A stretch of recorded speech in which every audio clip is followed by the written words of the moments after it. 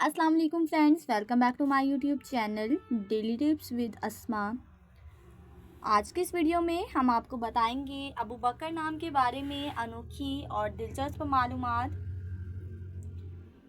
अबू बकर नाम का शुमार लड़कों के नामों में होता है। अबू बकर एक इस्लामी नाम है।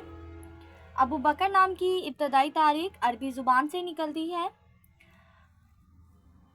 अबू बकर नाम के लड़कों के लिए खुशकिस्मत नंबर 4 माना जाता है। माहिरीन के मुताबिक अबू बकर नाम के लड़के बहुत ज़्यादा मासूम होते हैं। अबू बकर नाम का मतलब है शानदार, अजीम।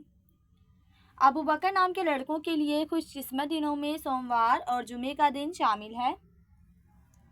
अबू बकर नाम के अफराद के लिए मुवाफिक रंगों में पीला, नीला और हल्का सब्ज रंग शामिल है।